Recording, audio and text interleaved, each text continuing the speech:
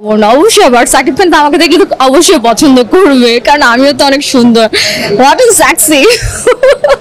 শাকিব খানকে নিয়ে অনেক তরুণী বিভিন্ন সময় বেফাঁস মন্তব্য করে থাকে, তবে এবার মিডিয়ার বাইরের কেউ নয়, এবার শাকিব খানকে নিয়ে এক বেফাঁস মন্তব্য করলেন মিডিয়া ইন্ডাস্ট্রির একজন মডেল।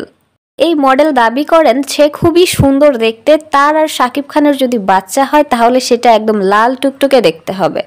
সাকিব খান দেখতে খুব সুন্দর, সাকিব খান আর আমার বাচ্চা যদি হয় অনেক সুন্দর হবে।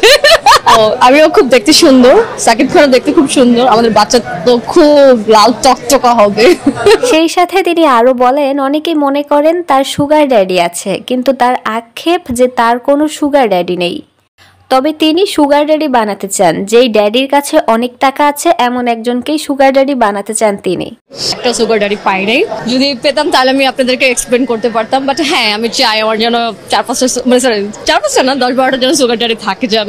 সেই সাথে তিনি আরো জানান 5 আগস্টের পর থেকে নাকি মডেলিং এ কাজ কমে গেছে, সুতরাং তিনি টুকটাক কাজ করছেন। আপাতত এখন তো মার্কেটে ওরকম কাজ নেই, 15 আগস্টের পর এখন কাজ খুবই কমে গিয়েছে, সো এখন।